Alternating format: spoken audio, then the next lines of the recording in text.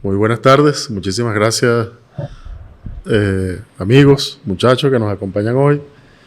Hoy es lunes 27 de noviembre de 2023 y estamos a punto de comenzar la jornada de presentación de nuestro libro del mes de noviembre.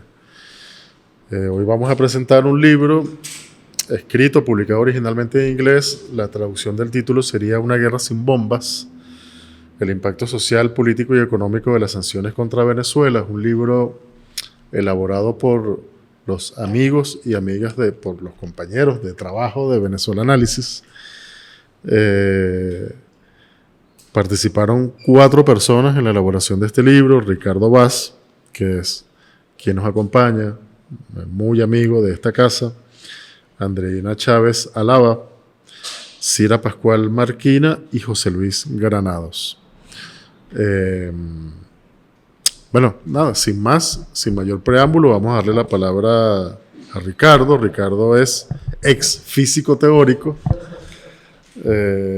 original de Mozambique, editor de Venezuela Análisis e integrante de Utopix y de Tatuí TV. Muchísimas gracias, Ricardo, por acompañarnos, hermano. Un gusto tenerte acá. Te dejo el micrófono para que nos... Bueno, antes que todo, muchas gracias, Reinaldo, que ya nos conocemos hace mucho y es un gusto estar acá por primera vez de este lado de la mesa, y gracias a todos y todas por venir. Mucha gente que de una u otra forma ha colaborado con Venezuela Análisis, como una gran familia que se va expandiendo. Y sí, efectivamente, este es un libro que nos gustó bastante el resultado. Fue bastante trabajo.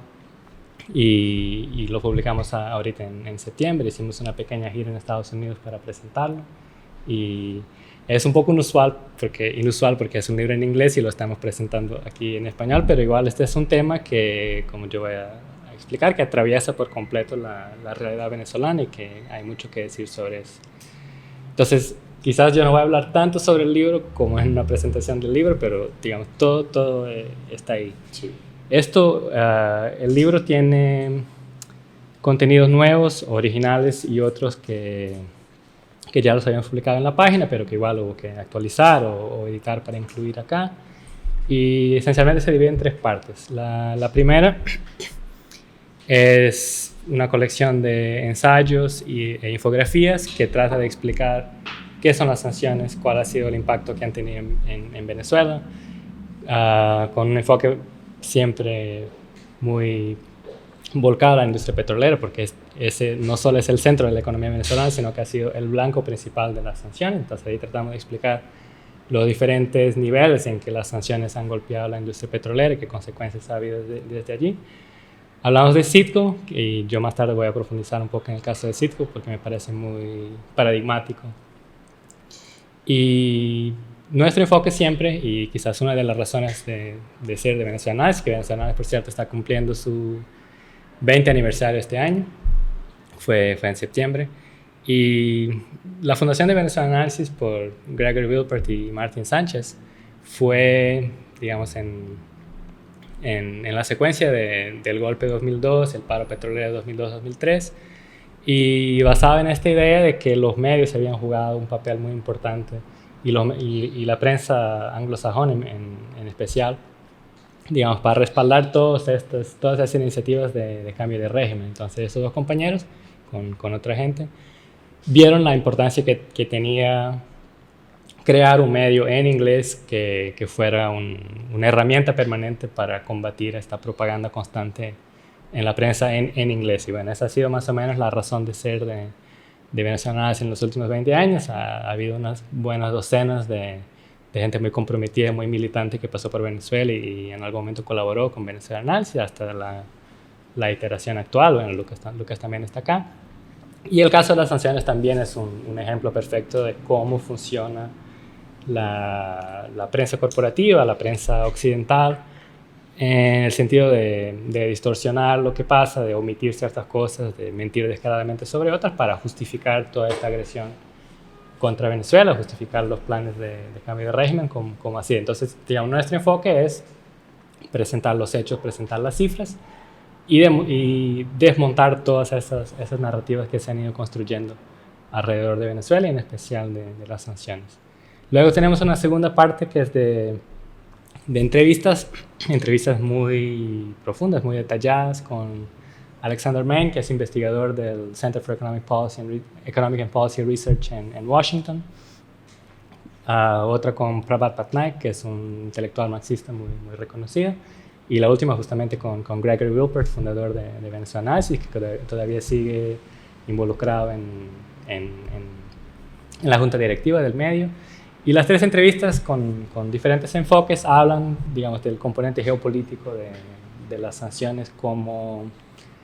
O sea, si nosotros miramos al uso de sanciones, y precisamente las sanciones unilaterales, eso ha crecido dramáticamente en los últimos años. Entonces, ellos lo ponen en el contexto de una herramienta utilizada cada vez más por Estados Unidos para tratar de mantener su hegemonía y luchar contra la emergencia de un mundo multipolar a través de estas armas de coerción económica. Pero luego ellos argumentan que en algunos casos incluso las sanciones pueden terminar teniendo el efecto contrario y generando justo un acercamiento más grande entre los países que son víctimas de estas medidas.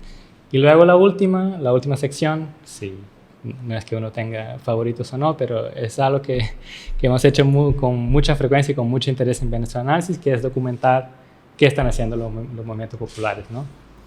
Y eso va un poco en contra también de una cierta perspectiva, principalmente afuera, pero de cierta medida también aquí adentro, que presenta a Venezuela y al pueblo venezolano solo como una víctima, además una víctima indefensa del imperialismo, y nosotros no queremos de ninguna manera tratar de menospreciar lo que han sido las consecuencias, que son muchas y variadas y dramáticas, pero al mismo tiempo eso sería hacerle un mal servicio a un movimiento de base organizado que ha sido muy dinámico desde la génesis de la Revolución Bolivariana y que no ha tomado la agresión a Estados Unidos como una fatalidad o un destino que no pueden hacer nada, que tienen que esperar que pase o esperar que el gobierno venga a resolver los problemas, sino cómo se organizan como potencia en la organización popular para precisamente dar respuesta a las problemáticas que quizás ya existían o quizás surgieron justo a causa de las sanciones. Y esa es toda una serie de entrevistas donde hablamos directamente con los protagonistas que hemos publicado en Venezuela Analysis, y en el libro incluimos dos de los ejemplos que nos parecen más simbólicos. El primero es Indorca. Indorca es una fábrica recuperada en Puerto Ordaz, que tiene toda una historia épica de resistencia contra el sabotaje patronal, contra la burocracia del Estado, en lo que toca a la recuperación de la empresa misma, y luego tratar de producir en estas condiciones tan adversas, manteniendo, o sea, no producir por producir, sino manteniendo ciertos principios de democracia en el lugar de trabajo. Y eso nos parece muy valioso y muy importante de dar a conocer. Y la segunda parte es sobre la Comunidad Panal aquí en Caracas, que también es una experiencia que nosotros hemos acompañado muy de cerca y es creemos nosotros, una de las organizaciones más avanzadas en términos de poder popular acá en Venezuela, que incluso se ha inventado y reinventado muchas veces, y en el caso particular de las sanciones, y luego se mete la pandemia también en el medio, siempre han sido muy creativos en buscar soluciones, en seguir avanzando, siempre teniendo en cuenta que el pueblo es lo que está en el centro, no solo como centro de la planificación de sus necesidades, sino como protagonista de la propia acción. Entonces ese es más o menos el diagrama del libro, y solo para repetir que no nos gustó mucho cómo quedó, porque bueno, quedó con fotos e infografías, y ahí contamos también con el apoyo fantástico de Kael para ayudarnos a diagramar. Y el libro, antes que se me olvide, el libro está disponible para libre descarga en internet. Si buscan en nuestra página A War Without Bombs, lo van a conseguir allá. Incluso se puede ojear ahí mismo, se puede descargar. Y nuestra idea, más que todo, es que, y por eso tenemos el libro disponible de forma gratuita, es que el libro sea una herramienta. O sea, en los últimos años hemos visto, principalmente en Estados Unidos, ¿no? La mayoría de nuestro público está en Estados Unidos y nosotros inevitablemente lo tenemos en cuenta y hablamos hacia allá. Y hay un movimiento de solidaridad que ha venido creciendo y haciendo presión, bueno, desde su lugar de lucha, ¿no? Haciendo presión sobre sus congresistas en el sentido de obligarlos a ver cuáles han sido las consecuencias de las sanciones en la población venezolana y que de alguna forma se opongan. Y los resultados han sido visibles, por lo menos a nivel cualitativo. O sea, en el principio veíamos unos discursos muy tibios de gente que decía que hay que repensar las sanciones porque no han tenido los efectos deseados, pero siempre bajo una premisa de que Estados Unidos tenía el derecho de buscar alguna cosa que hacer para cambiar, para restaurar la democracia, o como lo queramos llamar. Hasta en los últimos meses, unas cartas, que igual sigue siendo un número pequeño de congresistas que se pronuncian en estos términos, pero unas cartas que llaman a un levantamiento incondicional de sanciones. O sea, que Estados Unidos no tiene derecho de aplicar esto, que esto es violatorio del derecho internacional. Incluso hay un debate sobre si esto incluso dentro de la misma política de Estados Unidos no tiene un respaldo legal muy sólido. Entonces, bueno, en ese sentido nosotros queremos ir alimentando el trabajo de los movimientos de solidaridad, dándoles información, dándoles cifras, dándoles datos, dándoles gráficas y todo eso. Y bueno, igual al final siempre tendremos un espacio para discutir, pero a mí me interesaba, ya que estamos acá, hablar también un poco de las sanciones en el contexto nacional, porque si nosotros, siempre, como somos un medio angloparlante, tenemos como misión combatir lo que son las falsas narrativas en la prensa en inglés. Esa es nuestra razón de ser y ahí está nuestra audiencia. Pero adentro de Venezuela también hay mucho que decir sobre cómo se ven las sanciones, cómo se interpretan las sanciones.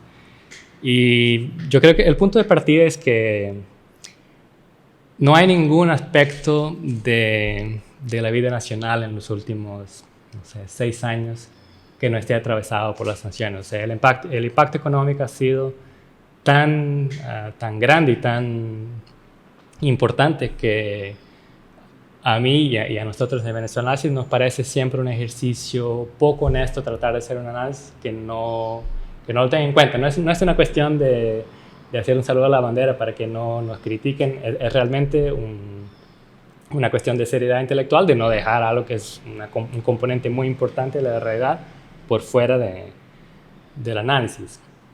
Entonces, no sé, solo para hacer un recorrido muy, muy breve, porque, digamos, nosotros si hacemos críticas a la prensa corporativa del norte global y en inglés, también tenemos algunas reservas sobre la forma como las sanciones son presentadas acá. Y bueno, no es nuestro objetivo hacer eso, no nos daría chance siquiera.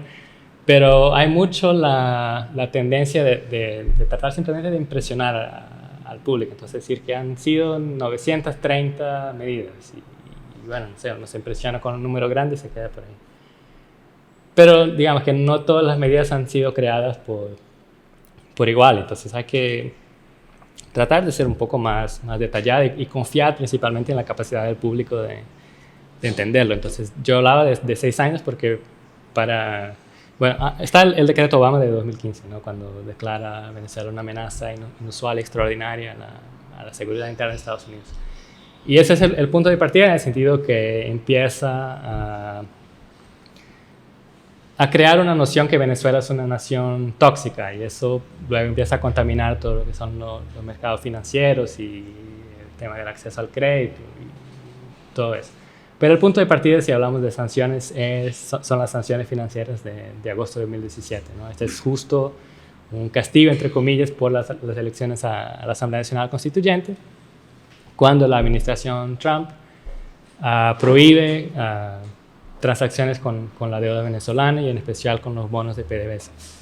Y eso tiene un efecto muy visible en la producción petrolera. Y luego la iteración siguiente, que es mucho más fuerte, es a principios de 2019, que todos nos acordamos, parece incluso una fantasía, un cuento surreal, la autoproclamación de Guaidó como presidente interino, y eso vino con una batería de sanciones para tratar de crear una asfixia tan fuerte que generara el anhelado cambio de régimen y que la oposición tomara el poder. Todo eso está plagado de muy serios errores de cálculo, pero bueno, en enero de 2019 Estados Unidos impone un embargo petrolero, o sea que ningún actor de Estados Unidos puede tener cualquier cosa que ver con la industria petrolera venezolana, y se congela Citgo. Luego más tarde Citgo se va a entregar a la oposición. Y bueno, a lo largo de 2019, 2020 hay otras sanciones, hay sanciones secundarias, sanciones contra la banca, sanciones contra el sector minero, sanciones contra las importaciones de alimentos. Bueno, ahí se mete también todo el caso de Alex Saab de por medio. Y las últimas, quizás la despedida de Trump, buscando desesperadamente la reelección en 2020, es como una última ronda de amenazas a las empresas transnacionales que todavía tenían algún tipo de vinculación con PDVSA, amenazando que tenían que cerrar sus actividades acá. Y digamos, ese es lo más grave de la crisis económica venezolana de 2020. Y luego, digamos, hay un pequeño repunte en 2021, hay una recuperación de alguna forma sorprendente en el 2022. Y eso tiene que ver con la recuperación de la misma industria petrolera. Entonces, si seguimos, nosotros tenemos una gráfica aquí en el libro que muestra cómo evoluciona la producción de petróleo y los diferentes momentos en que se imponen medidas justamente destinadas a afectar la industria. Entonces, hay un mínimo histórico en la segunda mitad de 2020 de menos de 350.000 barriles diarios. Son niveles que se producían en 1940, imagínate el golpeado que estaría el ingreso en ese momento. Y luego hay una recuperación que es una recuperación importante pero tímida, y ahí también tenemos que dejar a un lado las promesas que se van a pasar el 1 millón de barriles, los 2 millones de barriles, y la verdad es que todavía la producción está por los 750, 800.000 barriles diarios.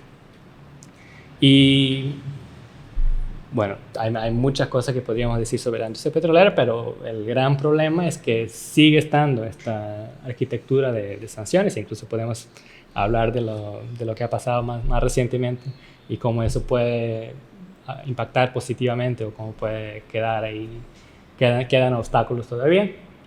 Y bueno, pero eso para decir que es la arquitectura financiera, la arquitectura de las sanciones que impiden una recuperación más significativa de la industria petrolera. Pero decía yo que las sanciones afectan toda la realidad venezolana y tienen especialmente un efecto de agudizar las contradicciones, o sea, las contradicciones económicas. También nosotros a menudo hemos hablado de algo que nos preocupa, que es un cierre de los espacios para debatir, para discutir la política económica. Mucho en base a esta idea de que digamos, las condiciones son muy complicadas y entonces no hay alternativa posible. Y digamos, la premisa es cierta, las condiciones son muy complicadas, y yo creo que siempre que nosotros hacemos un análisis crítico, por supuesto, de la política económica, de las decisiones que se han tomado en los últimos años, podemos estar de acuerdo o no, y por supuesto que hay alternativas. O sea, si tú haces algo, desde luego no hacer nada es una alternativa. Pero siempre tenemos que tener en cuenta que estas decisiones son tomadas en estas condiciones muy complicadas, teniendo diferentes prioridades, teniendo que mantener un país a flote, mantener los servicios funcionando a un mínimo. Y entonces, bueno, una vez teniendo eso en cuenta, podemos debatir si estamos de acuerdo o no, si habría alternativas o no. Y yo creo que de alguna forma podemos estar todos de acuerdo con una premisa general, que el bloqueo requiere un cierto nivel de concesión, un cierto nivel de retroceso en lo que fueron todos los avances, digamos, anticapitalistas o postcapitalistas de la revolución bolivariana. Pero luego lo que hay que debatir es hasta dónde se justifican las concesiones y los retrocesos. Otra cosa que hacen las sanciones es exponer, dejar al abierto la profunda dependencia de la industria petrolera en la tecnología foránea. O sea, si nosotros miramos a las refinerías llegaron prácticamente a cero. Nosotros estamos sobreviviendo en el 2020 con estos cargamentos de gasolina que Irán estaba enviando. y digamos, hay mucha alergia a dar malas noticias, pero la realidad es esa, es que las refinerías venezolanas están construidas con tecnología norteamericana, con mucha dependencia de empresas como Siemens, que por las sanciones no pueden ofrecer sus servicios. Entonces ahorita hay un esfuerzo que es muy incipiente y muy complicado también, ¿no? Junto con los iraníes, de alguna forma con los chinos en menor medida, de tratar de adaptar la tecnología de las refinerías. Entonces, hay una expresión en inglés de poner clavos cuadrados en huecos redondos, algo así. Entonces, por eso a cada rato hay accidentes en las refinerías, incendios y se tienen que parar otra vez. Entonces, digamos, es un reto muy complicado, pero yo creo que de alguna forma y podemos también discutir si es el momento o no para tener ese debate. Yo creo que siempre es el momento para tener el debate. Pero faltó un cierto ejercicio autocrítico de pensar cómo es que llegamos a 2017 o 2019 con la principal industria del país tan vulnerable a estas medidas. Porque, digamos, la hostilidad de Estados Unidos no es una novedad, es algo que está ya desde el principio. Y entonces, yo creo que hubo una cierta, y bueno, aquí estoy especulando un poco, una cierta, no sé si ingenuidad o un error de cálculo por parte de algunos de los decisores que pensaban que, bueno, más allá de toda la retórica, mientras Venezuela siguiera jugando con las reglas del juego, no se llegaría a este nivel como de sacar a Venezuela por completo de los mercados financieros. Y eso, por ejemplo, justifica o explica, no sé si justifica, explica todo el esfuerzo que se hizo por pagar la deuda en estos años, 2016, 2018, donde, digamos, se sacrificó todo el resto, pagando una deuda con unos costos de crédito y unas tasas de interés altísimas, bajo esta premisa, ¿no? Que si nosotros cumplimos, si nosotros nos portamos bien, entonces vamos a seguir teniendo acceso a los mercados. Y eso se demostró que no fue así. Entonces, digamos, todo eso no es que las decisiones se tomaron de mala fe o que se tomaron para beneficiar a este o aquel actor, sin descartar que esa lógica puede estar presente también, pero hay decisiones que tienen un trasfondo ideológico que están presentes en todo este tiempo. Yo había prometido hablar de Citgo y, digamos, este es un tema que se ha vuelto como muy importante para mí porque es un tema muy técnico, muy complicado desde el punto de vista legal y que a nosotros en Venezuela Análisis nos ha obligado a hacer esfuerzos. Hay unas páginas especializadas en el tema legal que tienen los documentos de los tribunales, pero son páginas por suscripción muy caras, entonces siempre tenemos que estar buscando un correo que nos permita tener 7 días de acceso gratis, descargar todo. Pero es un tema que tanto la prensa nacional como la prensa internacional, por diferentes razones, no ha explicado, no ha hecho un esfuerzo por entender, uno, y dos, por explicar. Ahorita lo que está pasando es que Citgo es el activo más importante de Venezuela en el extranjero, está valorado en, no sé, $13 mil millones, está siendo subastada. O sea, hay una subasta decretada por un tribunal en Delaware. Y la subasta lo que hace es que como que abre la empresa y dice, mire, ¿cuánto están dispuestos los inversionistas a pagar por la empresa? El tribunal recoge ese dinero y lo usa para pagar una cantidad de deudas que, por supuesto, es superior a la valoración misma de la empresa. Entonces la pregunta es cómo llegamos a este punto.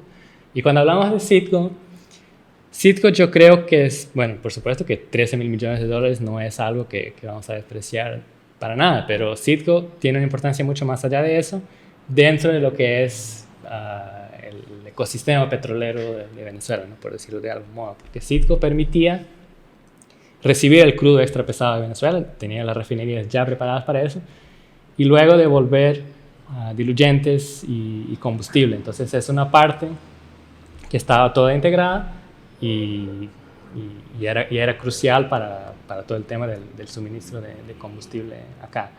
Y entonces la importancia de perder Citgo va más allá de lo que vale la empresa o de los $1.000 millones que venían más o menos todos los años por dividendos. Entonces la pregunta de cómo llegamos acá tiene todo que ver con las sanciones. Hay una serie de empresas que fueron nacionalizadas, principalmente en el periodo entre 2007 y 2010, 2011, y fueron nacionalizadas con toda la razón, y yo creo que si hubiera que hacerlo otra vez, habría que hacerlo otra vez. Entonces, lo que pasa es que Venezuela introdujo una cierta cantidad de leyes, en particular en el sector de hidrocarburos, y una serie de empresas que aceptaron y se quedaron, o otras empresas que no la aceptaron y decidieron irse, y el gobierno y el Estado venezolano nacionalizó sus activos. Entonces esas empresas luego van al CIADI, que es un tribunal del Banco Mundial para resolver disputas entre estados y corporaciones. Es un tribunal que ustedes no me van a creer, pero casi siempre decide en favor de las corporaciones. Pero es una cierta coreografía que pasa. O sea, el tribunal decide en favor de la corporación, el Estado apela y se baja la indemnización a un valor mucho más razonable. Y eso pasó con una empresa minera que de hecho ya no existe o solo existe para cobrar a Venezuela, que se llama Cristalex. Y efectivamente se bajó la indemnización y Venezuela llegó a un acuerdo para hacer los pagos y estaba pagando. De hecho hizo las dos primeras prestaciones. Pero después por las sanciones, por el hecho de estar efectivamente bloqueado de los mercados financieros, dejó de poder, los bancos se negaron a intermediar los pagos. Y entonces esta empresa va a un tribunal en Delaware, que es donde Citgo está registrada, y dice, miren, Venezuela dejó de pagar, a mí todavía me deben $1.000 millones, yo quiero cobrar con los activos de Citgo. Pero eso no es inmediato, porque quien le debe a Cristalex es la República. Y Citgo pertenece a PDVSA. Entonces ahí hay una cosa que hay que probar, que es lo que se llama el alter ego, que es probar que la República Venezolana y la empresa estatal petrolera son efectivamente lo mismo, y entonces las deudas del primero se pueden atribuir al segundo y se pueden cobrar con los activos del segundo. Y para probar eso en tribunal, hubo un actor clave que fue el innombrable José Ignacio Hernández. José Ignacio Hernández más tarde sería procurador de la administración, entre comillas, Guaidó. Entonces uno siempre se debe preguntar por qué equipo estaba jugando José Ignacio Hernández. Y bueno, una vez que se abre ese precedente jurídico con la deuda de Cristalex, hay una serie de empresas que dicen, mira, entonces si Cristalex va a cobrar su deuda así, nosotros también lo queremos hacer, pero digamos, cada uno de ellos tiene que probar el alter ego en tribunal. Y ahí es donde entra el gobierno paralelo. Es donde, digamos, en 5 años, en 10 años, nadie se va a acordar de la administración Guaidó, más allá de las consecuencias en este aspecto en particular. Y hay mucho que decir. Por ejemplo, que el principal deudor de Venezuela es ConocoPhillips. Hay que pagar como $10.000 millones a ConocoPhillips. Y uno de los principales abogados de ConocoPhillips es el hijo de Alberto Federico Rabel, que era director de comunicaciones de Guaidó. Entonces no sé cómo era ahí en el chat de la familia si no hablaban de eso. Luego está el caso de José Ignacio Hernández, que ya lo había mencionado. Hay otras cosas difíciles de creer. O sea, la administración Guaidó se le entregaron unas cuentas con cientos de millones de dólares, y hubo casos donde simplemente los abogados no comparecieron en tribunal. Entonces las empresas ganaron el juicio por default, porque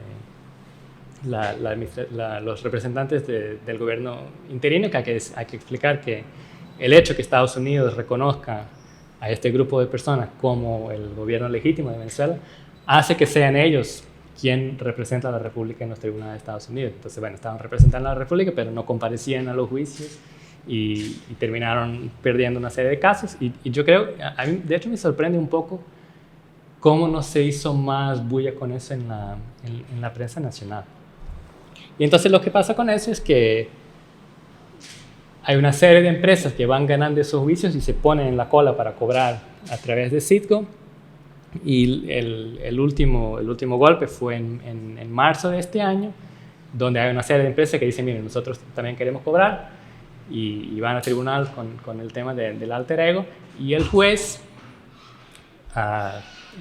ni siquiera tiene que ir muy lejos para decidir, porque simplemente busca las declaraciones de Guaidó y de José Ignacio Hernández, donde ellos mismos admiten que manejan los fondos de la República Imaginaria Paralela y de PDVSA como si fueran uno solo. Entonces les resultó muy fácil al juez conceder el alter ego. Entonces por eso es que se dice que las acciones del gobierno interino generaron algo como 19.000 millones de dólares más en demandas ahorita en esa subasta. Así Guaidó se robó los 19.000 millones de dólares, pero va a causar efectivamente estas pérdidas, porque todos esos procesos se podrían apelar y ni siquiera tendrían que ver con Citgo, y si lo dejas afuera, muy posiblemente no tendrías que llegar a esa subasta, porque sería una deuda más manejable que tú podrías negociar directamente con los acreedores. Entonces, bueno, eso es el caso de Citgo, y ahorita la subasta empezó en octubre, en enero vienen las primeras ofertas, y supuestamente eso se va a resolver hasta junio del próximo año. Y bueno, sin querer repetirme demasiado, me causa una cierta extrañeza que no haya más ruido, más discusión alrededor de esto. O sea, es que simplemente ya no hay nada que hacer. O sea, que si Venezuela no puede introducir demandas en tribunales de Estados Unidos, porque no se reconoce como un actor legítimo. No sé si hay alguna organización internacional, como la Organización Internacional del Trabajo o algo.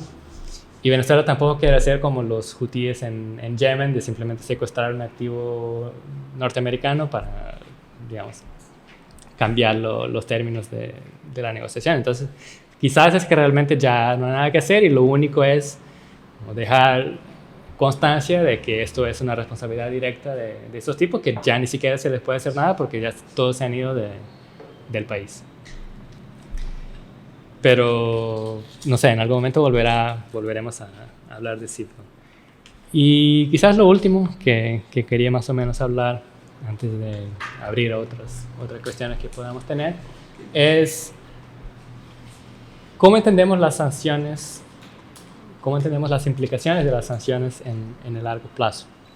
Si nosotros miramos a lo que pasó el 19 de octubre, ahí no es que se levantaron sanciones. O sea, y la terminología es importante, ¿no? Es importante que definamos bien de qué estamos hablando. Lo que hizo el Departamento del Tesoro fue emitir licencias, y la licencia dice que la sanción X queda suspensa, pero no queda retirada. Y eso es diferente, porque, digamos, quitar una sanción y volver a introducirla es más complicado que simplemente tener una licencia y quitarlo, o en el caso de la que permite transacciones por 6 meses con la industria petrolera, se puede simplemente dejar vencer y no renovarlo. Y entonces yo creo que las sanciones se tienen que ver en un contexto más amplio de cómo funciona el imperialismo en este momento para tratar de mantener su hegemonía en su patio trasero, entre comillas, y en otras partes del mundo también. O sea, no es que Venezuela es un caso único, ¿no? Y si podemos decir que en un primer caso, o en un primer momento más bien, las sanciones servían como para generar un caos económico de corto plazo y con eso provocar la caída del gobierno, eso naturalmente no funcionó, pero hay implicaciones en el largo plazo, y yo creo que el ejemplo prototípico de eso es la licencia que se otorga a Chevron en noviembre de 2022. Chevron es una corporación transnacional que tiene 4 grandes empresas, participa en 4 grandes empresas mixtas con PDVSA, con participaciones entre el 30 y el 40%. Sin embargo, no necesariamente la licencia de Chevron, sino el acuerdo que se negoció para no violar la licencia y no violar las sanciones, le atribuye a Chevron, la responsabilidad de operar los campos petroleros. Eso va en contra de la legislación venezolana, que dice que PDVSA tiene el derecho exclusivo de operar los campos petroleros. Y 2, le encarga a Chevron las ventas del petróleo.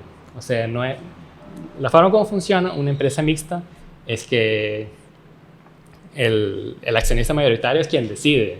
O sea, entonces la empresa mixta es quien vende el petróleo y luego entrega los dividendos a los accionistas, en este caso PDVSA y Chevron. Pero como la empresa PDVSA está sancionada, las cuentas de la empresa mixta en Estados Unidos están bloqueadas, la solución que se consiguió es que Chevron vende el petróleo y luego le hace llegar a PDVSA lo que le toca o se descuenta el pago por los servicios. Hay de hecho un mecanismo muy, no sé si macabro, pero es como juntar dos problemas para tratar de buscar una solución.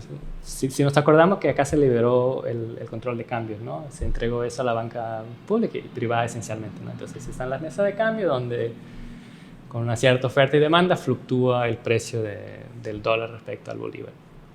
Y entonces Chevron, una de las formas que tiene para traer los dólares que les tocan a PDVSA es trayéndolos a las mesas de cambio directamente. Entonces lo que era la forma como funcionaba es que PDVSA recibía los dólares, entregaba los dólares al Banco Central y el Banco Central los suministraba a la economía venezolana. Entonces ahorita, como de alguna forma se quitó esa potestad al Banco Central, Chevron es quien hace como un atajo directo para suministrar dólares a través de la mesa de cambio. Y esas cifras siempre son muy, o sea, no tenemos acceso, siempre son rumores o especulación, pero yo incluso especulo que Chevron está trayendo más dólares de los que simplemente necesita para cubrir sus operaciones y está pagando a PDVSA en bolívares, porque digamos, una transacción entre dos cuentas en bolívares no está sujeta a sanciones. Entonces, digamos, ese es el prototipo Chevron. Y lo que hemos visto en el año que ha pasado desde entonces son varios casos, sean en la práctica o en rumores, de otras empresas que quieren venir a invertir bajo el modelo Chevron. Y de hecho eso pasó ahorita hace dos semanas con una empresa francesa que se llama Moral & Prom, que tiene una historia acá en Venezuela, en varias empresas mixtas en el occidente, en el lago Maracaibo, que regresó para reactivar una de las empresas mixtas y hacer otras cosas que también son importantes. Digamos, el gas natural que se queman, ellos tienen tecnología para atraparlo. Todo eso también responde a la coyuntura internacional, las necesidades energéticas de Europa. Pero bueno, todo esto para decir que Moral & Prom regresa con un modelo de operaciones similar al de Chevron. Y ya han salido noticias en la prensa especializada que hay empresas chinas, empresas rusas dispuestas a aumentar su participación en empresas mixtas bajo ese modelo Chevron. O sea, que ellos se hacen cargo de las ventas, ellos se hacen cargo de las operaciones en los campos y todo eso. Yo creo que aquí hay que hacer un pequeño paréntesis, y a mí no me gusta estar siempre yendo a contracorriente, pero cuando uno habla de las sanciones, siempre hay unos opinadores que dicen, bueno, pero ahí están los BRICS, ¿de qué se quejan? Ahí están los BRICS, hagan negocio con los BRICS. Y hay que recordar que en agosto de 2019 Estados Unidos expandió el embargo que ya había contra la industria petrolera, digamos, a toda la economía venezolana.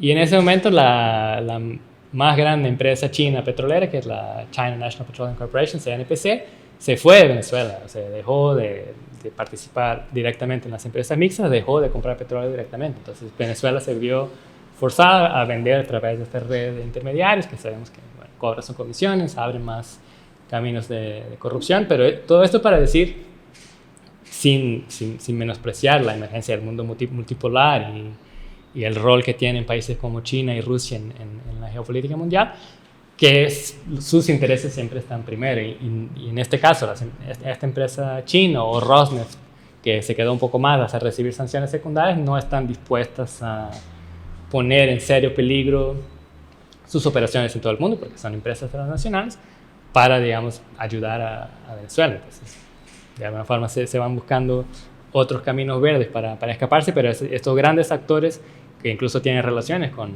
los respectivos estados no están dispuestos a arriesgarse a entrar en una guerra mucho más abierta con el Departamento del Tesoro. Otro ejemplo que quería traer muy brevemente para ir empezando a cerrar no sé si eso llegó a la prensa nacional, pero supuestamente la explotación de gas natural en aguas venezolanas con Trinidad y con la empresa Shell, eso va a avanzar. Y si retrocedemos unos meses, en enero, Estados Unidos emitió una licencia que decía que Trinidad podía negociar con Venezuela, siempre y cuando Venezuela no recibiera ningún dinero con eso.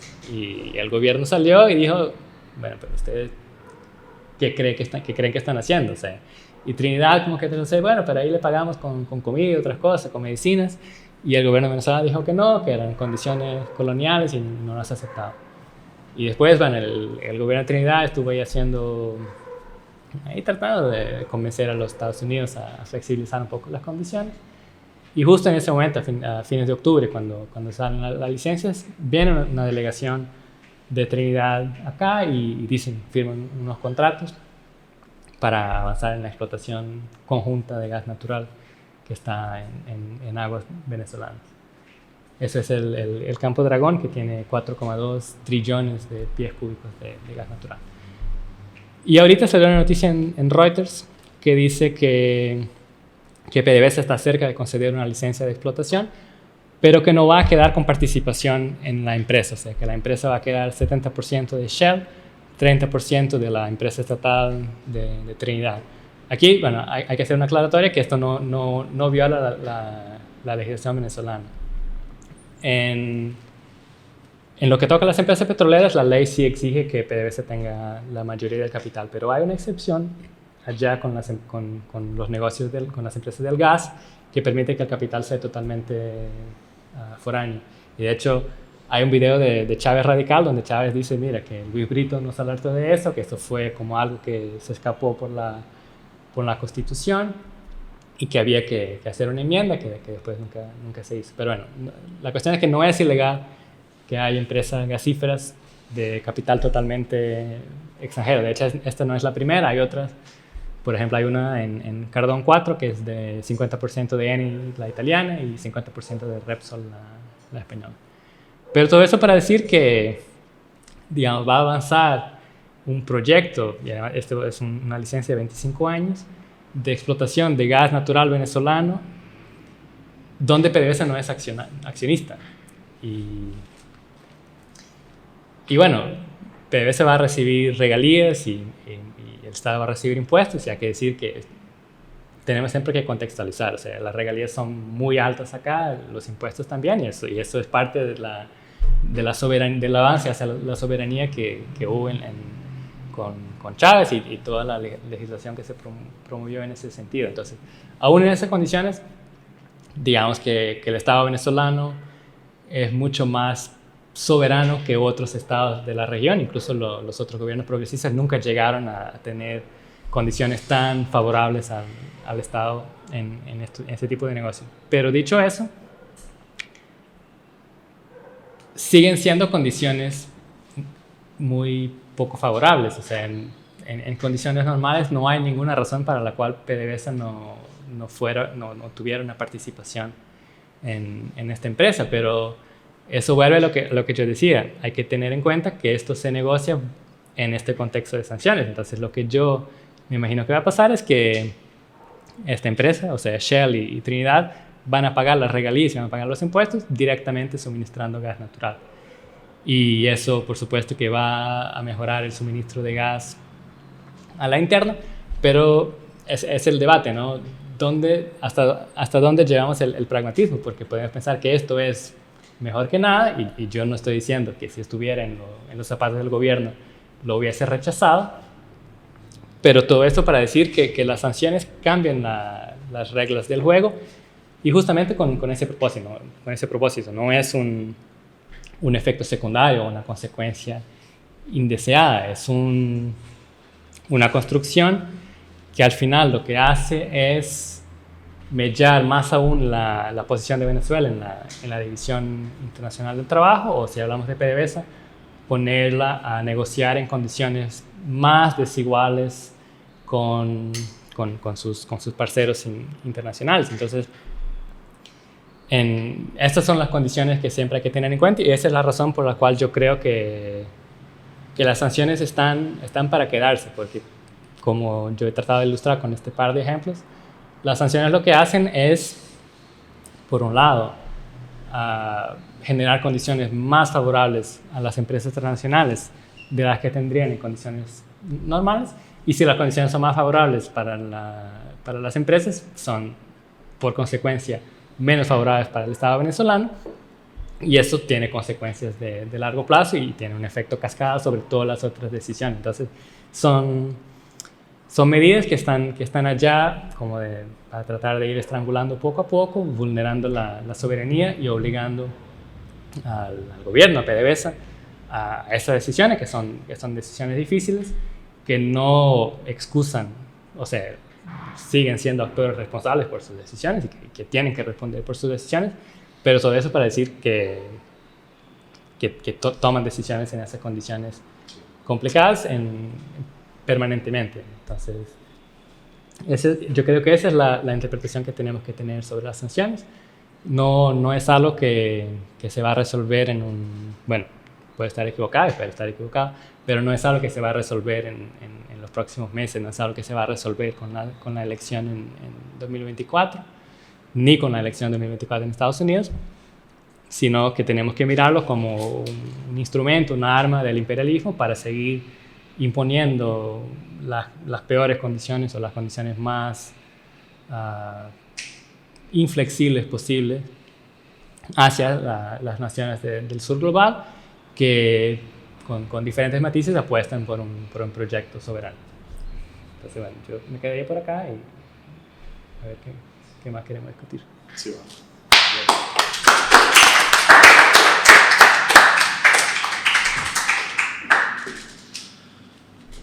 Pásame el bicho.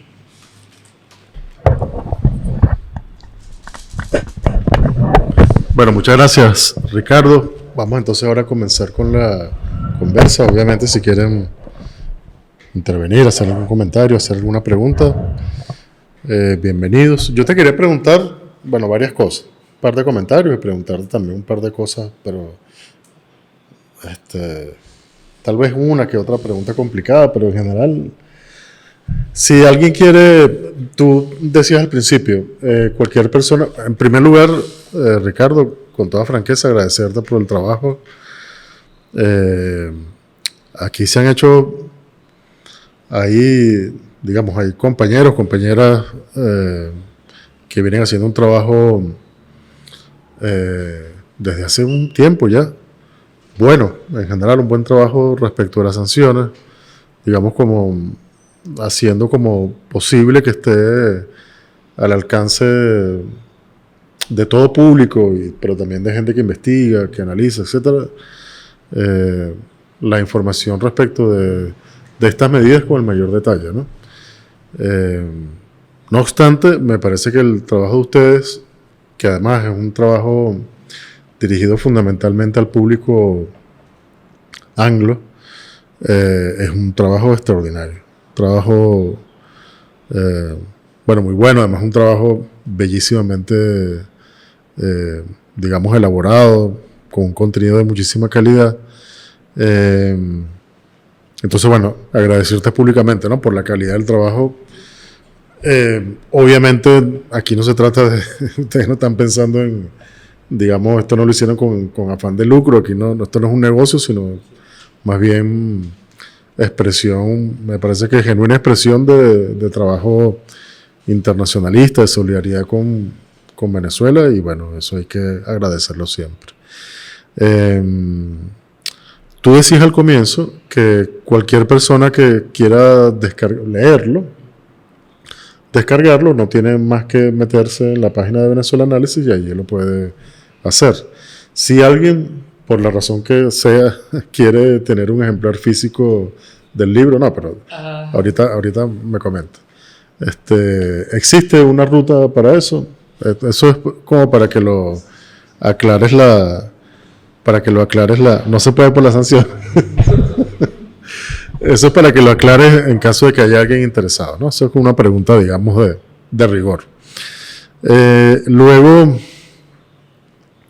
A ver, varias cosas vinculadas como con... Tú te referías a... Cónchale, te referías a una cosa que me parece sumamente importante y bueno, me gustaría si pudieras como comentar algunas cosas adicionalmente al respecto, ¿no? El 18 de octubre, cuando se produce este levantamiento parcial de sanciones, que además es temporal, una cosa sumamente importante, ¿no? Es por 6 meses, entiendo, ¿no? No solamente es por 6 meses, sino que condiciones aplican, ¿no? Condiciones políticas aplican si el gobierno deja de hacer algunas cosas según el criterio de la administración del gobierno estadounidense, entonces se revierte la decisión y las sanciones vuelven a estar vigentes, ¿no? Y entiendo, de paso, hasta donde yo recuerdo, el plazo es hasta este jueves, hasta el jueves 30 de noviembre, ¿no? Por cierto. Bueno, el 18 de octubre, cuando se anuncia la medida, y bueno, por supuesto, mucha gente contenta y tal, por supuesto que no, o sea, me refiero específicamente a gente que públicamente en algún momento las apoyó y bueno, después de que vio en el berenjenal en el que se había metido, ahora sí le parece como una excelente noticia este levantamiento entre comillas parcial, ¿no? Ese mismo día o el día siguiente, no recuerdo, el presidente de Fede Cámara, un señor que se llama Adán Celis, da unas declaraciones, obviamente, ¿no? La prensa como especializada fue en búsqueda de las declaraciones de los gremios empresariales en Venezuela y entonces este señor, yo lo estaba buscando por acá, él declara a varios medios y dice, bueno, oye, no, estamos muy contentos y tal. Y bueno, esto hay que acompañarlo o sea, digamos que el marco regulatorio en lo económico tiene que seguir cambiándose. Han habido como avances sumamente importantes en los últimos años, pero bueno, hay que seguir avanzando, todavía falta y tal. Pero el hombre aprovecha y refiere a una reunión que acaba de tener con la gente de la Chevron, ¿no? Y entonces la gente de la Chevron, bueno, contentísima también, ¿no? Muy alegre, concha, tuvo una excelente noticia y tal. Y él cuenta que la gente de la Chevron le dice, nosotros, algo así como que, palabras más, palabras menos, nosotros esperamos que el modelo Chevron prevalezca, ¿no?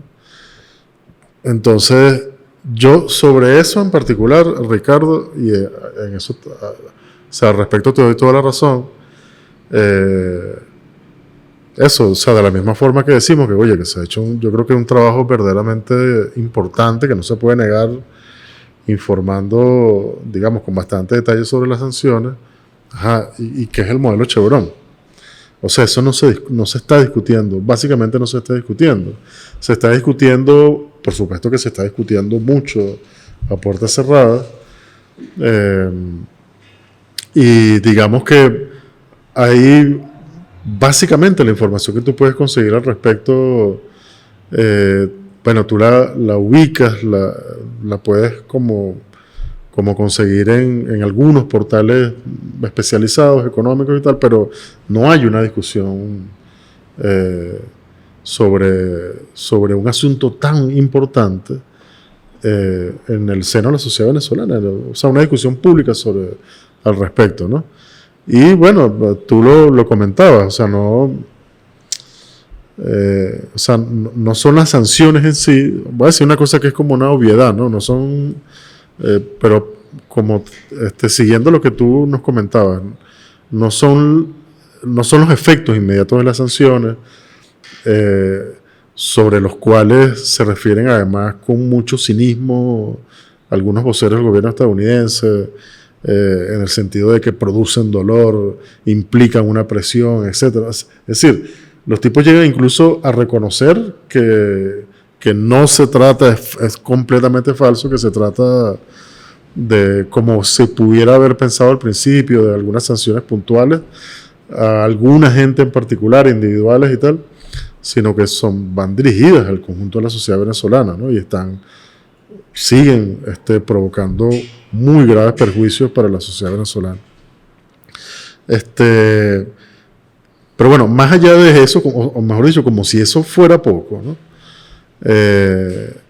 Bueno, tal vez no se dé como el tan mentado cambio de régimen, ¿no?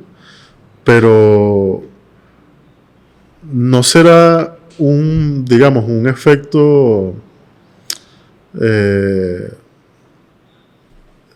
déjame planteártelo de la manera correcta. O sea, si no se logra, ellos se conformarán, o formará parte del cálculo que ellos hacen. Bueno, no sacamos al gobierno, pero los obligamos a cambiar su política económica, ¿no? Un poco esto que tú planteabas de la discusión, cuyo que a mí me parece también sumamente importante, sobre hasta qué punto es realmente cierto eso de que no nos quedan más opciones, ¿no?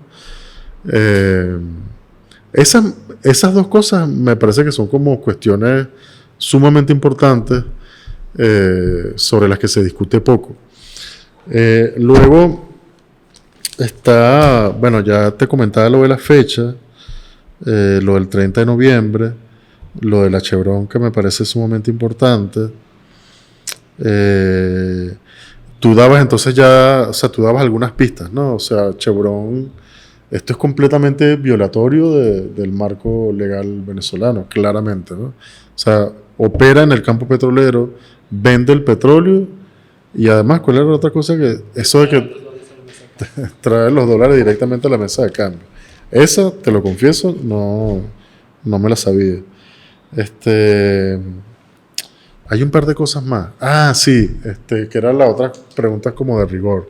Tú decías también al principio que habían hecho como habían presentado el libro en Estados Unidos. Quería que nos contaras un poco sobre eso, es decir, no más allá de cómo le fue y eso, sino porque tú mismo hablabas sobre ciertos cambios digamos, en el auditorio, ¿no? En el auditorio estadounidense. Quería, más allá de la curiosidad, me parece también como importante saber un poco cómo son recibidas estas cosas en Estados Unidos. O sea, un poco la pregunta sería como cuánto conocimiento hay en la sociedad estadounidense sobre estos asuntos. Me imagino que básicamente no se conoce nada. O sea, si hay una parte de la sociedad venezolana que no lo conoce, imagínate en Estados Unidos. Y ya para cerrar, o sea, para cerrar la intervención por este momento, luego hay gente, además gente muy seria, Ricardo, ¿no? Digamos que no es gente que simplemente especula y tal. Hay gente que dice, bueno, hay como este levantamiento parcial, porque es que que esta decisión tendría relación con el impacto que está teniendo la migración venezolana en Estados Unidos, ¿no? Y entonces, bueno, un contexto, digamos, ya casi a las puertas de las elecciones presidenciales en Estados Unidos el año que viene, esto podría como obligar a tomar una medida de esta naturaleza, ¿no? Como la que tomaron ahorita en octubre. O sea, ¿qué relación puede tener esto además más allá de la política doméstica gringa? Bueno, obviamente la guerra en Ucrania, o sea, todo el problema del gas y el petróleo, sobre todo en Europa, ¿no? Bueno, sé que son muchas cosas, Ricardo, pero bueno. Déjame empezar por el final. Sí.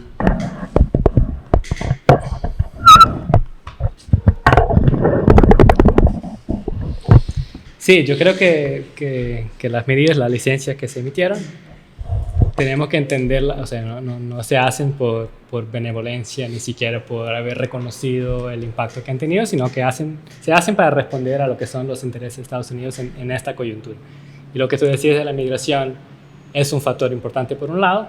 Digamos, la migración siempre es una especie de coco para los candidatos en Estados Unidos. Entonces, si por un lado hay estas medidas, que no son medidas que van a resolver el problema en el corto plazo, pero que se espera que genere un cierto alivio económico que permita no tanto el regreso, sino que cese el flujo hacia afuera. Y eso por un lado, y por otro empezaron a deportar gente, ¿no? empezaron a deportar. Creo que van a seguir los vuelos. Todo el mundo que no puede demostrar que entró en Estados Unidos antes del 30 de julio, lo van a deportar. Pero también el tema energético, ¿no? A veces no hay misterio, sino que todo tiene que ver con el petróleo. Eso fue, estamos hablando del 18 de octubre, 10 días después de la operación de Hamas y de la ofensiva genocida de Israel, con los miedos constantes que eso generara un conflicto más extenso en el Medio Oriente y bueno, los impactos que eso puede tener en el mercado energético. Pero digamos, como el mercado, más allá de los que quieran prostrarse en ese altar, es un mercado especulativo. Entonces, suspender sanciones a la industria petrolera venezolana por 6 meses, ¿qué impacto va a tener? O sea, Venezuela está produciendo 750.000 barriles. No es que si hay un problema en el estrecho de Hormuz o en el canal de Suez, que Venezuela va a hacer eso. Pero es lo que llama la prensa especializada, enviar una señal al mercado que permita bajar los precios. Y quizás eventualmente, en un caso de emergencia, que el precio de combustible esté aumentando mucho en Estados Unidos, quizás aquí hay algo para aliviar en el corto plazo. Eso por un lado. Sobre las licencias, solo una aclaratoria, porque la licencia más importante, que es esa de la industria petrolera, efectivamente tiene una duración de 6 meses. Las demás, una que permite a Conviasa gastos para repatriación de venezolanos, otra que permite transacciones con la empresa estatal de minería Minerven, y la que permite transacciones con el Banco Central de Venezuela y con el Banco de Venezuela. Esas son, en principio, permanentes. Pero, como te decía, condiciones se aplican y de una salieron los oficiales de Estados Unidos creando esta fecha muy artificial del 30 de noviembre. Vamos a ver qué pasa. Yo creo que simplemente la van a dejar pasar o va a ser algo muy, muy simbólico. Pero además de las condiciones que aplican, quedan muchos obstáculos en el camino. Y digamos, esto se puede volver muy, muy técnico, pero la licencia de 6 meses suspendiendo sanciones a PDVSA, en la práctica lo que dice es que clientes estadounidenses pueden comprar petróleo venezolano. Entonces uno piensa, bueno, chévere. Y luego, ¿cómo le pagan a PDVSA? La forma como esto funcionaba es que PDVSA o las empresas mixtas tienen cuentas en Estados Unidos, entonces el cliente estadounidense simplemente depositaba el dinero allá. Esas cuentas, como Estados Unidos no reconoce al gobierno de Maduro, están o congeladas o bajo control de esta Asamblea Nacional, que de vez en cuando nos recuerdan que todavía existe. Entonces no es obvio cómo harían para pagar. Incluso si pagan por Europa, eso en algún momento tiene que transitar por el sistema financiero estadounidense, y eso de una se va a levantar una bandera roja que va a decir que ese es dinero ilegítimo, dinero robado. Entonces, por eso lo que hemos visto no son contratos de gran impacto o larga duración, sino contratos puntuales, lo que llaman ventas spot, para vender un cargamento acá, un cargamento allá, tratar de reactivar algunos de los contratos que tenía, pero nada así de gran alcance, principalmente porque estamos hablando, como tú decías, una licencia de 6 meses. Entonces una empresa no va a venir con una gran inversión para que luego la cosa se quede paralizada. Entonces, por eso no hay que sobreestimar las consecuencias inmediatas de esta licencia. Incluso con el levantamiento de las sanciones contra el Banco Central. Entonces uno puede pensar que ahorita habría un mecanismo para recuperar los fondos que están congelados en Europa, por ejemplo. Pero igual, si eso tiene que transitar por Estados Unidos, puede ser secuestrado, pueden venir acreedores a intentar poner alguna demanda en el camino. Todo eso, digamos, es teóricamente posible, pero requiere como un segundo nivel de permiso de Estados Unidos. Un tema muy puntual sobre las sanciones individuales, antes de ir a las preguntas difíciles, que cuando se hablan de las 900 sanciones, buena parte de esas son sanciones contra personas o, digamos, barcos y aviones y otro tipo de activos de esa naturaleza. Las sanciones individuales hay una tendencia para, de alguna forma, descartarlo diciendo, bueno, ese es solo el líder militar corrupto o que, bueno, hipotéticamente, ¿no? Que violó derechos humanos, que ahorita no puede tener una visa en Estados Unidos o le congelaron una cuenta en Estados Unidos. Pero es un poco más que eso, porque si se sanciona al presidente del Banco Central de Venezuela, entonces nada de lo que él firma se puede aceptar. Entonces, al sancionarlo, todo el Banco Central de Venezuela se vuelve radioactivo, ¿no? Entonces, eso es algo que hay que tener en cuenta. Y ahora, en el tema de, primero, el fe de cámaras, yo creo que las sanciones, de alguna forma, han tenido un efecto paradójico de mucha gente que al principio decía que las sanciones no tenían efecto, que esta era solo consecuencia de las acciones del gobierno. Hablo de actores empresariales, ¿no? de la burguesía. Con el tiempo, porque, no sé, les empezó a tocar en la billetera, hay un cambio de discurso, incluso un cambio de la vocería y un acercamiento discursivo de decir que, bueno, que las sanciones también afectan a las empresas privadas y entonces también sería para nuestro beneficio un levantamiento. Eso por un lado. Y por otro, lo que decíamos que, bueno, que las sanciones ponen el marco donde todo se decide, pero también hay una campaña abierta. Si hay cosas que están ocultas, estas están perfectamente abiertas, de utilizar las sanciones como la justificación para flexibilizar y empezar a retirar lo que eran el marco regulatorio que existía. Nosotros hablamos aquí brevemente del control de cambios, del control de precios, ya nadie se acuerda de eso. No es decir que eso estaba funcionando, ¿no?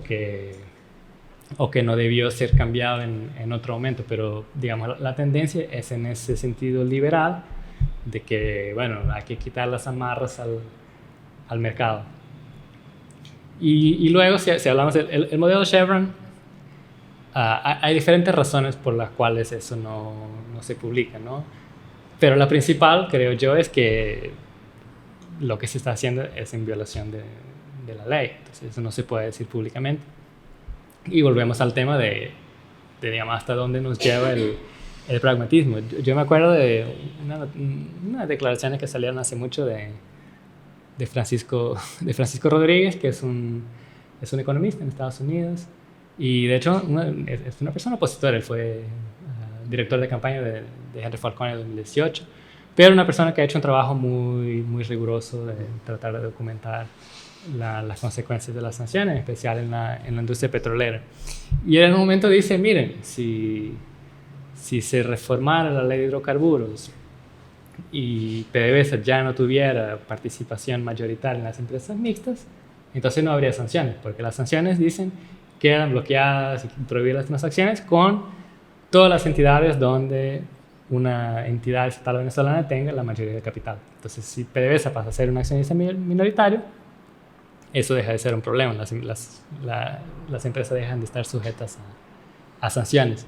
Y entonces, bueno, esa es la pregunta de, bueno, si estamos en estas condiciones difíciles buscando soluciones, buscando sobrevivir, pero ¿a qué costo y hasta dónde, ¿no? En ese momento, más allá de especulación, incluso de algunos actores dentro de la esfera gubernamental, diputados y eso, de que, no sé, hay que reformar la ley de hidrocarburos, yo no he visto ninguna declaración legal en ese sentido. Y yo creo que eso también tiene una razón de ser, que es que eso permite a PDVSA seguir teniendo algún peso negocial, ¿no? Seguir teniendo alguna condición para poder imponer, para no tener que aceptar todo de la contraparte extranjera. Y por último, bueno, luego me dice si algún punto no quedó bien respondido. Si será suficiente el cambio de política, o sea, si el gobierno puede hacer lo suficiente para que Estados Unidos deje de querer el cambio de régimen. En verdad, yo creo que no, por diferentes razones. Es que la política de Estados Unidos hacia Venezuela no es algo totalmente racional y objetivo donde se explica al público por qué se está haciendo eso, sino que se creó justificadamente esta narrativa de que, bueno, que hay un proyecto soberano, socialista, y eso es efectivamente una amenaza inusual extraordinaria para los intereses de Estados Unidos. Y mientras haya una línea de continuidad muy marcada entre eso y el gobierno actual, yo creo que nunca será suficiente. O sea, más allá de los beneficios para las empresas, del acceso más directo a los recursos, esta idea de que existe un proyecto subversivo, alternativo, que además con una perspectiva regional, sigue siendo totalmente inaceptable para Estados Unidos. Entonces, quiere decir que en el corto y mediano plazo se van a seguir utilizando las sanciones y otros mecanismos de presión para, digamos, poner al gobierno en estas condiciones complicadas, donde tiene que tomar esas decisiones, aunque, repitiendo, sigue siendo responsable por sus decisiones, pero al final todavía o nunca será, en mi opinión, una solución aceptable para Estados Unidos. La receptividad ya cuando fueron a presentar el libro y si alguien quiere tener el ejemplar.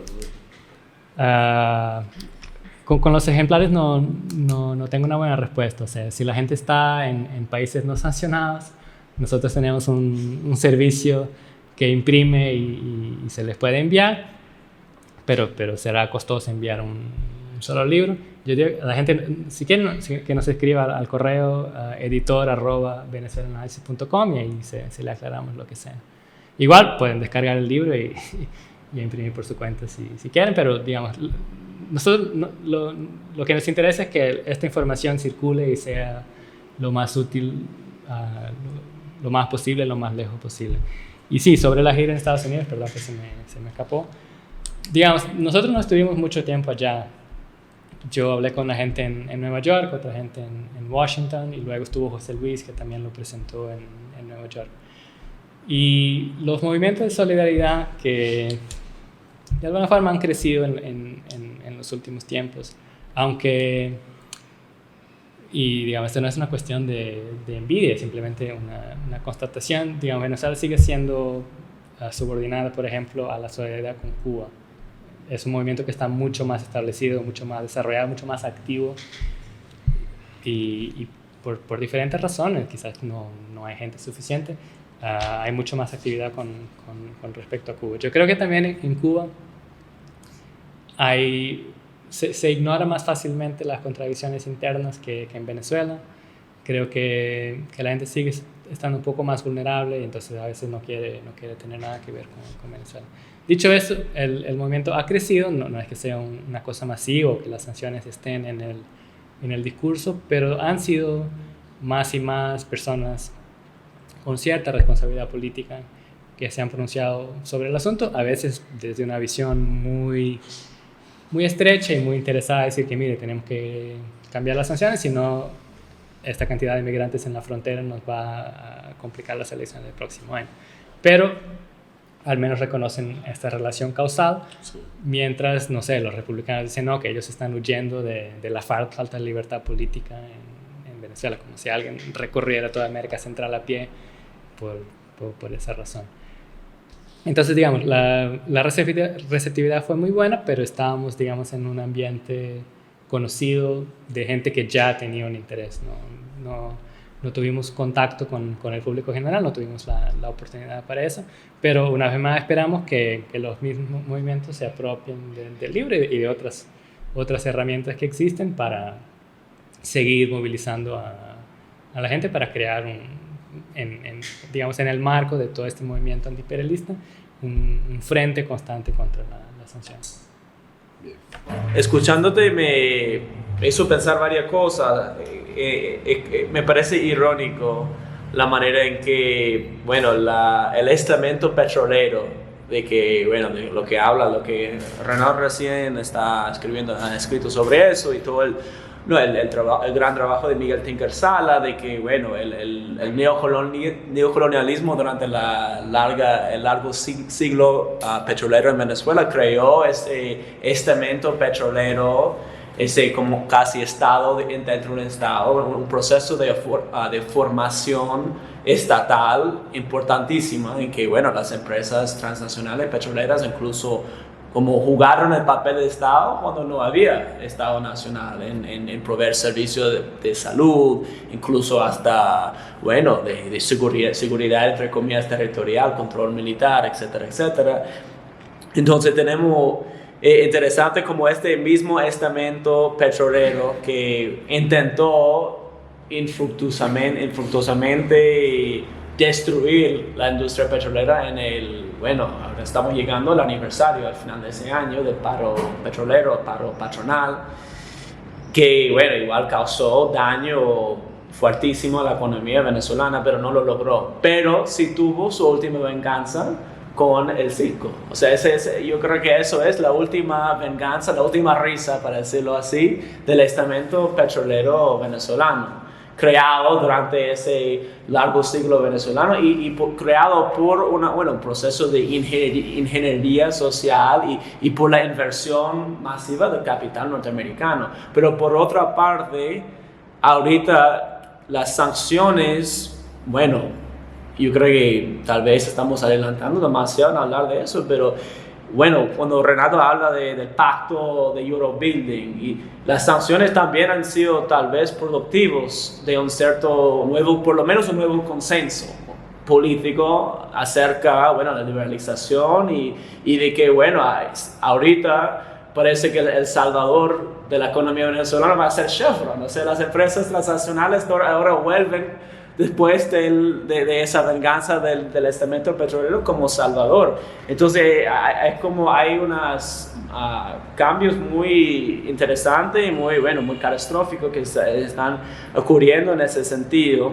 Y bueno, entonces mi pregunta tal vez es una pregunta abierta que tenemos que todo hacernos, en lo que estamos hablando el viernes pasado, es sobre hasta qué punto las sanciones, o la ofensiva imperial en todo caso ha contribuido a ese reacomodo, esas mutaciones internas, en el sentido de que, bueno, tal vez existe ahora al menos un nuevo consenso, sino un nuevo estamento sociológico, empresarial y político, en el sentido de que, bueno, ahorita parece que el grueso del empresariado nacional ahora ha hecho su paz con este gobierno y ve que se puede de alguna forma proteger, por lo menos en el corto plazo, sus intereses a través de tal pacto. Entonces eso es la pregunta más grande sobre el efecto de las sanciones dentro de